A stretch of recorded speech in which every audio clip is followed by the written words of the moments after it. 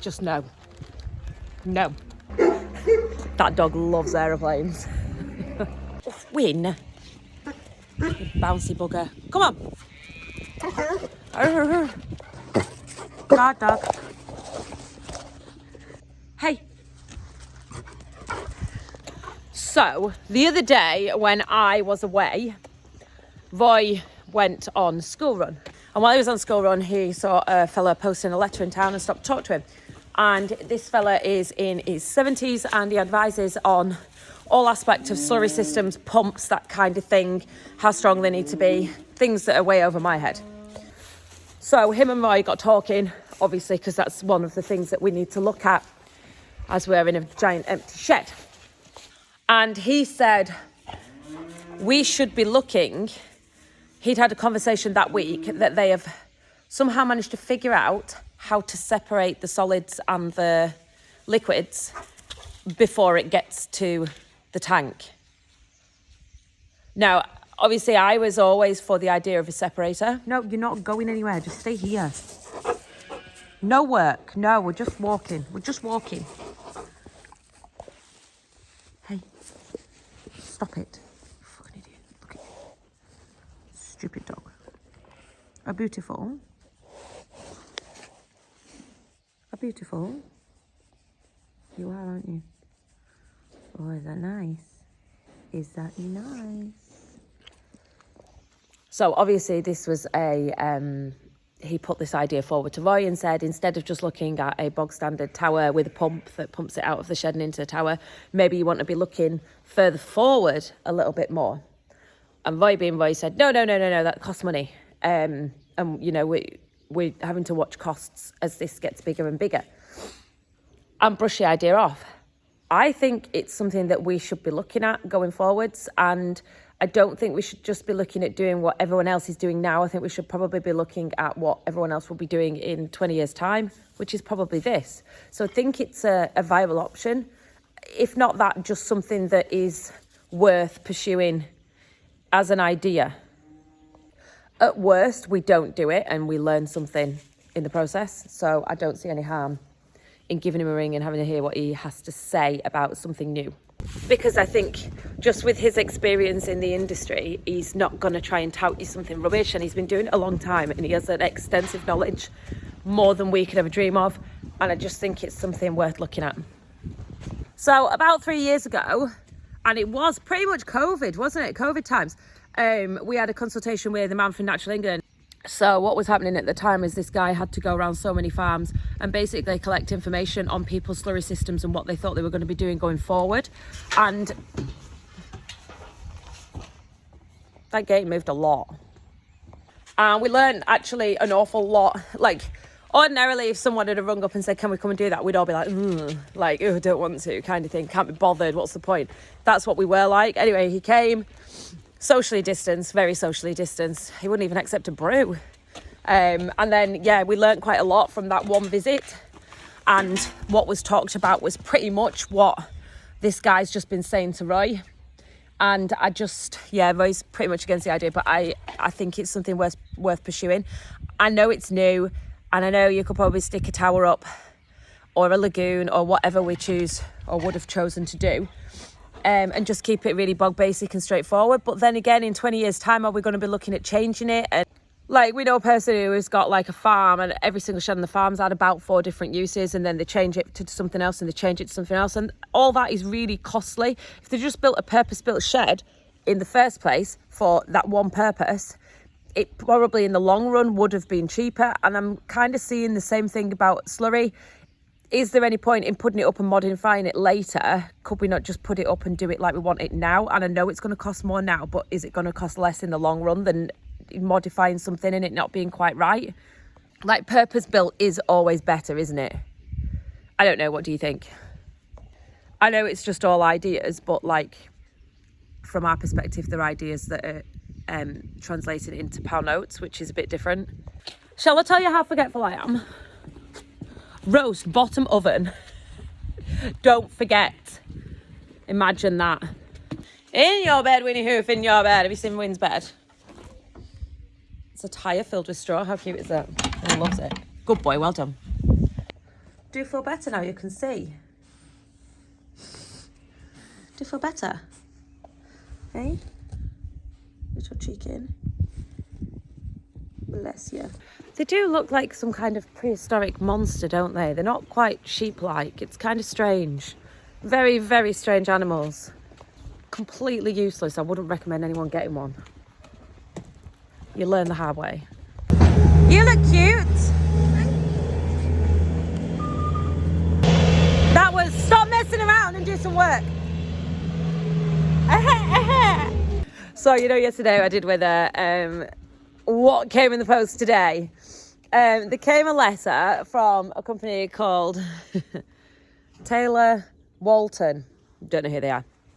Anywho, on our behalf, they're going to claim and get us compensation for these poles in our field.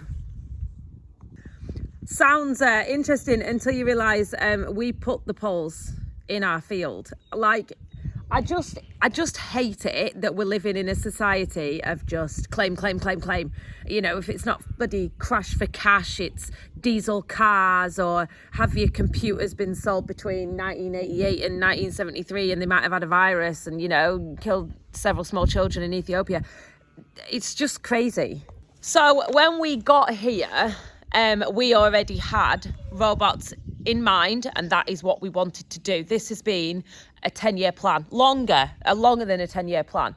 So one of the first things we thought of was the electricity supply wasn't up to much. So we updated from 2-phase to 3-phase, and it probably cost about 45,000.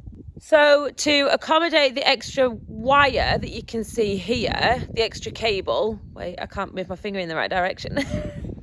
They had to put an extra pole in the field. So there's 3 poles. There's one right over there by the fence and then 2 coming this way. Now that was our choice. And then you get people writing to you every month. And there's another company as well that writes every month. Thomas Broadbent, I think it is. And they also try and claim compensation for us for having electric wires in our field. It was a purposely done thing. So this here is the rig that they're going to try and claim for.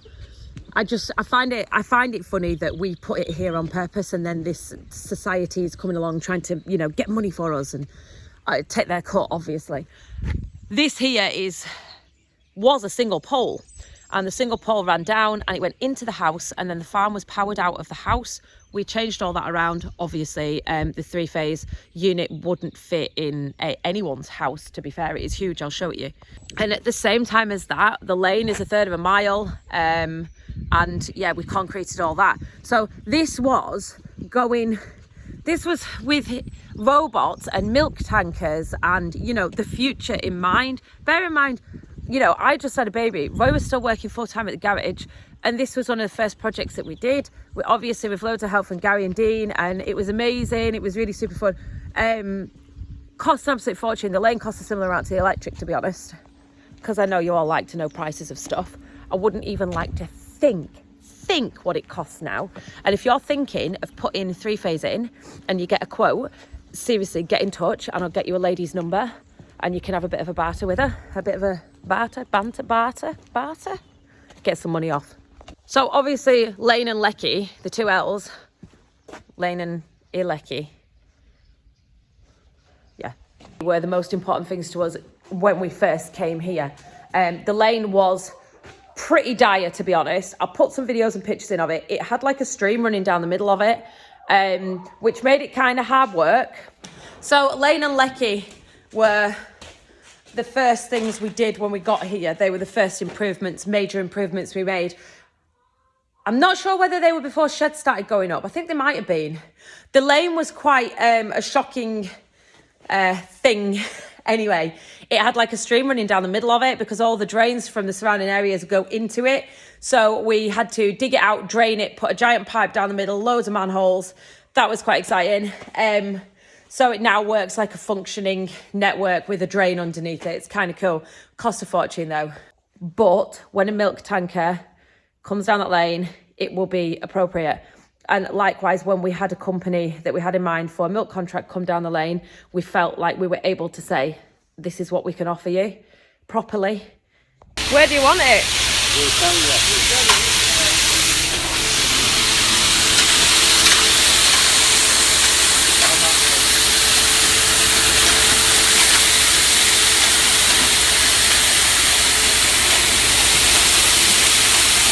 And she didn't have to say, oh, well, I need that change, I need that changing, because obviously we'd already thought of that 10 years ago. So this is the 3-phase. If any of you haven't seen something like this, I can see Johnny cringing now as I open it. Like, it's just got basically what you've got in your house, but big. That's it. So everything's just massive. It has like a turnover switch so that we can stick solar panels on the roof and then obviously turn over where the electric's coming from. That also works with the generator that's sat here that isn't plumbed in yet, but obviously forward thinking yet again. There's the generator. It needs plugging in with a hole through that wall there so that if anything happens, we can just pull a tractor up on the other side and power that up. It's just forward thinking, isn't it?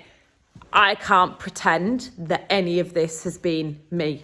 If you know me, you know none of this has been me. I'm just along for the ride, to be quite honest, in this respect. Roy is a planner.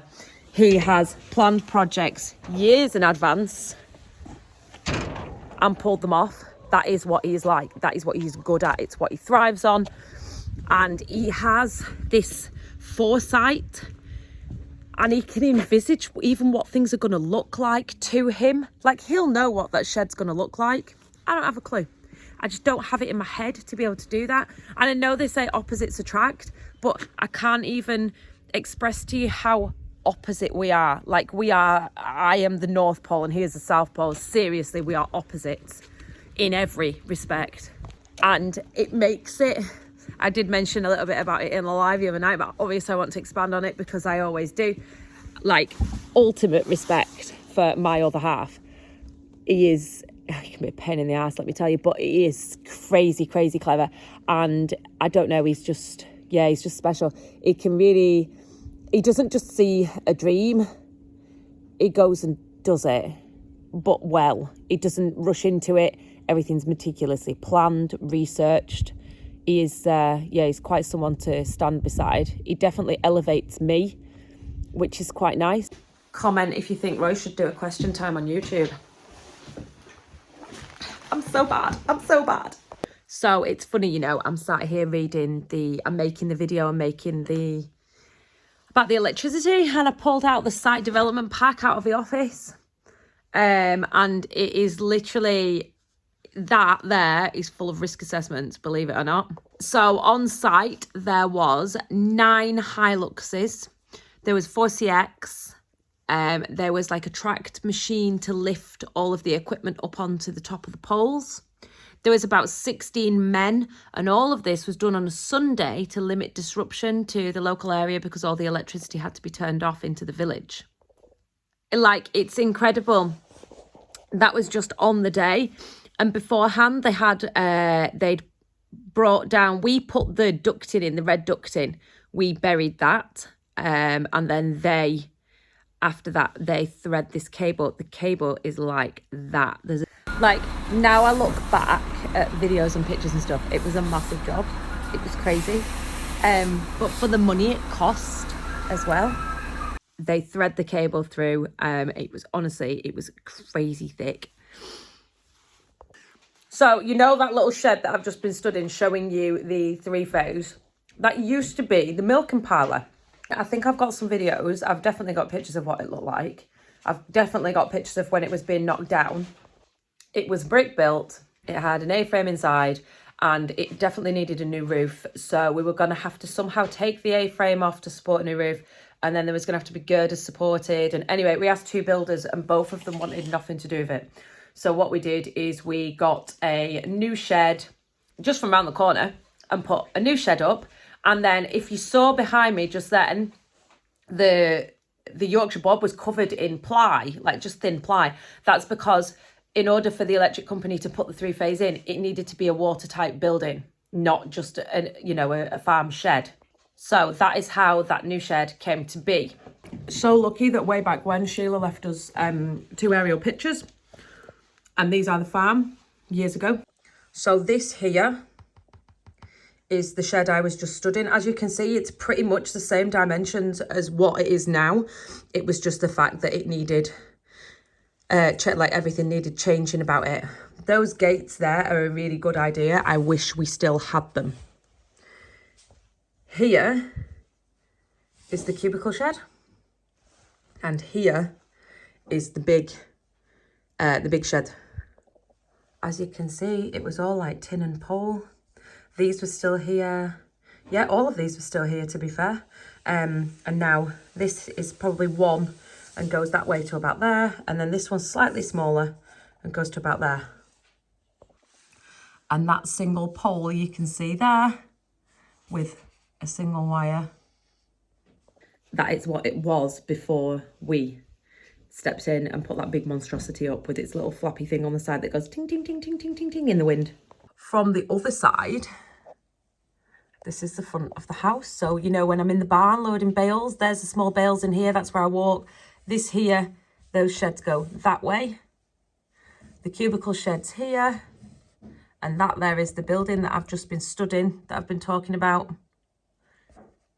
There's Win here. And then them silly Valley Black Noses are in there.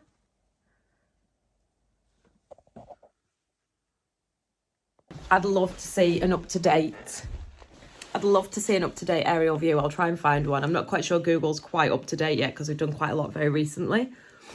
So I'm gonna leave you with this video. Again, thank you for watching. It's just a comparison. I'll put them side by side. This is how much we've changed.